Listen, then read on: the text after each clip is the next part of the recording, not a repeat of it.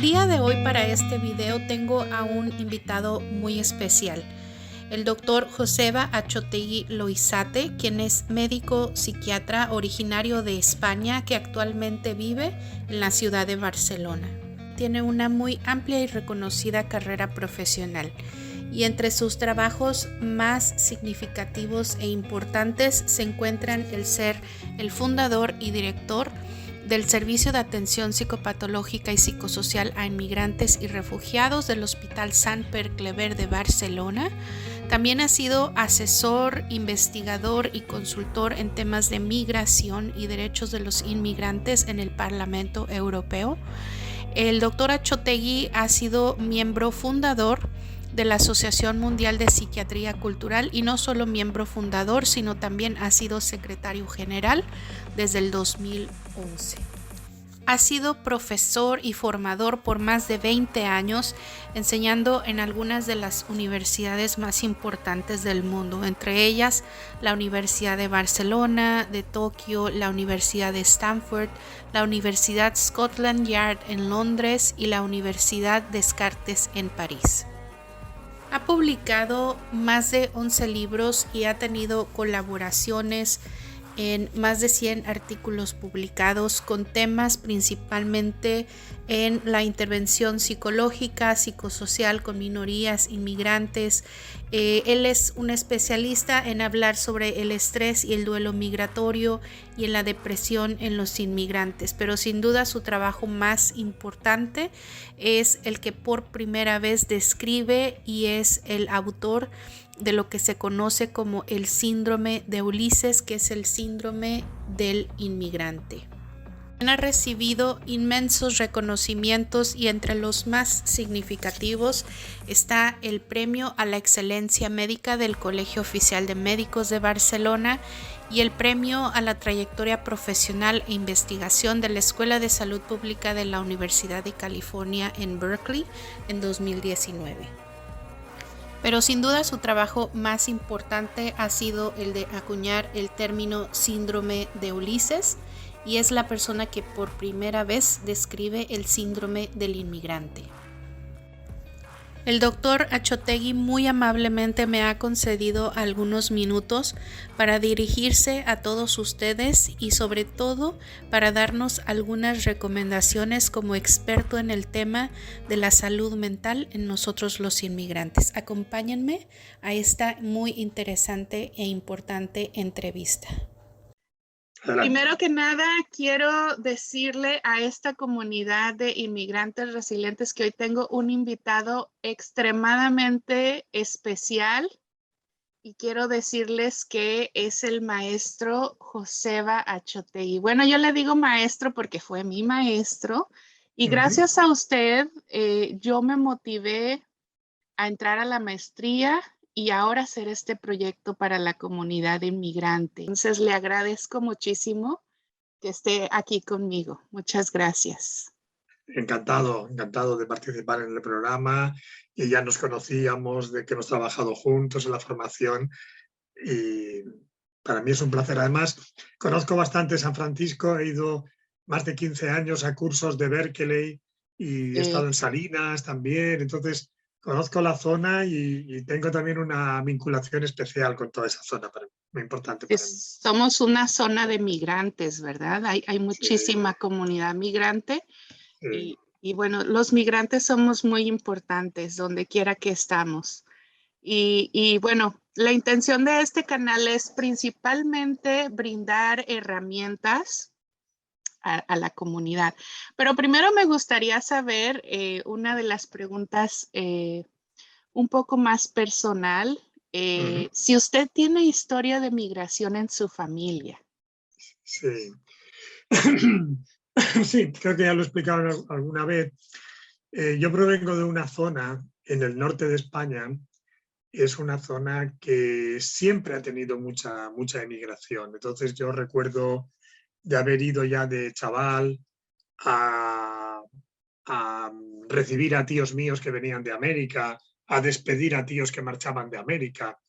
Entonces, bueno, era una cosa como que formaba parte un poco del mundo, ¿no? También alguna vez pensé, quizás yo también un día iré a América, ¿no? Porque aquí todo el mundo va y viene, ¿no? Pues, ¿no?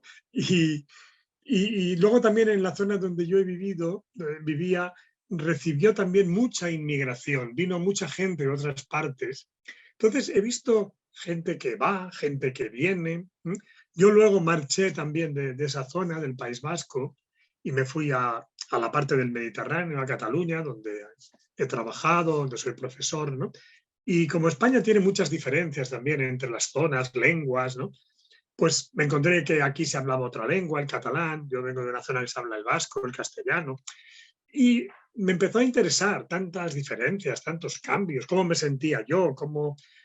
Y a partir de aquí me interesé por el tema y después coincidió que había una línea de investigación en un centro en el que yo estaba que planteó estudiar la migración. Yo al principio tampoco lo había pensado tanto como línea de investigación, pero cuando lo empecé a estudiar me entusiasmé y hasta ahora ya no he podido parar. Claro, es su pasión ahora. Y la verdad es que ha hecho muchísima contribución muy, muy importante en este ámbito. Entonces ya me dijo un poquito cuál fue su interés y su motivación en este tema. Para Sí. usted, ¿cuáles han sido los logros más importantes que usted ha tenido respecto a ayudar a la comunidad inmigrante en el área de la salud mental para usted mismo? Bueno, yo creo que ha habido como tres o cuatro cosas que considero que he aportado o he planteado y han tenido además recepción, creo que han sido útiles, ¿no? Y creo que ha sido un poco el fruto de mi trabajo. En primer lugar, lo primero que planteé fue el año 95, hace ya tiempo, la teoría de que hay 7 duelos en la migración. Esa fue la primera teoría que planteé. Precisamente ahora va a salir un libro que saldrá en Editorial Net. Ya pondré también en el Facebook si alguien está interesado. Y bueno, en mi web hay siempre información si alguien quiere conocer más de mi trabajo. Mi web josebachotegui.com, están todos mis libros, artículos. Entonces ahora voy a sacar justamente el libro de los 7 duelos, que es curioso porque siendo la base de lo que he trabajado, sin embargo voy a sacar el libro muy tarde. Es un poco contradictorio, pero a veces pasan esas cosas, ¿no? Porque yo planteé ese concepto en 1995, pero, y esto lo explica porque me he retrasado, el año 2002 planteé el tema, la idea del síndrome de Ulises. Y esta idea tuvo muchísima acogida, por ejemplo en San Francisco mismo he dado muchos cursos, ¿no? Y me arrolló un poco, o sea, realmente es que tuve que hacer muchas cosas, muchas actividades, ¿no? Y entonces por eso quizás no he escrito el libro de los 7 duelos hasta ahora, porque no he tenido tiempo casi, con toda la cantidad de líos que ha generado, positivos, pero líos que ha generado el síndrome de Ulises. Luego también, el año 2007, planteé el test Vulnerabilidad Estresores en la Migración, la escala Ulises, que creo que es muy interesante porque mide el riesgo que tiene en salud mental un inmigrante, que es muy importante. Y después, el año 2018, he descrito otro test que se llama el test del kayak, que es un test que estudia cómo se elabora el duelo migratorio.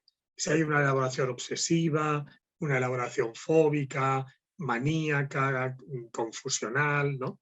Entonces, yo creo que estos serían los 4 aspectos así que yo destacaría de lo que he trabajado. ¿Cuáles son algunas estrategias de resiliencia que usted nos puede recomendar a nosotros los inmigrantes? Sí. Bueno, a ver, yo creo que hay como varias cosas, ¿no? que se pueden plantear. Creo que el inmigrante, ya hablo a nivel así de psicoeducativo, psicosocial, no de enfermedades, sino del síndrome de Ulises. El inmigrante necesita mucho contacto, porque está solo. Entonces hay que potenciar las habilidades sociales. Todos tenemos habilidades sociales, pero hay quien tiene más y menos. Y entonces, sobre todo el que no tiene muchas, hay que ayudarle. Y hoy en día eso está muy estudiado. Hay libros, nosotros mismos tenemos documentos en mi web, se pueden ver incluso, ¿no? Entonces, no es bueno estar solo, no es bueno estar aislado. es verdad que tu familia puede estar muy lejos, pero tú tienes que hacer una nueva relación aquí, tienes que una nuevas amistades, un nuevo proyecto, y en ese sentido yo diría que hay que ayudar al inmigrante a que mejore sus capacidades sociales. En segundo lugar, creo que también muchos inmigrantes, por el estrés que sufren, sabemos que el estrés altera el análisis mental, el razonamiento, y entonces pueden cometer errores.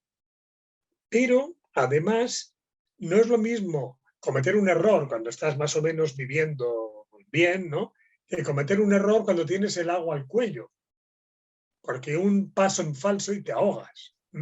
Claro. Entonces esto ya está muy estudiado también por Beck y otros autores, ¿no?, lo del razonamiento, ¿no? Entonces sabemos que la persona estresada tiende a razonar mal, exagera, niega cosas, es impulsivo. Bueno, hacemos una regresión, pero hay que saberlo. Es decir, a ver, yo tengo que tomar una decisión muy importante. ¿Me quedo aquí? ¿Me marcho? ¿Voy por esta vía? ¿Voy por la otra? Decisiones muy complicadas, muy duras, pero cuidado porque nos podemos equivocar cuando estamos muy alterados. Por eso es importante hablar con alguien, analizar bien, escribir, por ejemplo, el planteamiento, hacer la típica estrategia de poner una raya y a favor y en contra. Parece una tontería, pero y al final la cosa cae por su peso, no por miedo, por impulsividad, por soledad, esos son malos consejeros. Claro, claro. Entonces, el estrés, cuidar mucho nuestro estrés, a hacer Claro, cosas para claro, el remediar nuestro estrés nos puede alterar también, no solo que estemos nerviosos o tristes, no, es que también podemos razonar mal. Y cuando uno tiene muchos problemas, un problema más puede ser terrible. Si uno vive bien, un problema, dices, bueno, pues va, lo arreglo. Pero si tienes 100 problemas, el 101 te puede desmontar. Muy Que es lo bien. que le pasa al inmigrante. Entonces yo diría eso. Luego, otra cosa muy importante que tiene que hacer el inmigrante es hacer ejercicio, por ejemplo, deporte. Pero no solo porque el deporte relaja, que es muy importante, sino porque se hace en grupo, se conoce gente, se socializa. O sea, hay algunas... Yo Permite esto el lo tengo contacto con la naturaleza. Exacto, por ejemplo, otro aspecto fundamental. Entonces, yo tengo un libro que se llama Inteligencia Migratoria, que está en mi web, si a alguien le interesa lo puede mirar allá, en el que doy consejos a nivel individual y a nivel grupal. Y dentro de lo individual a nivel físico y a nivel mental.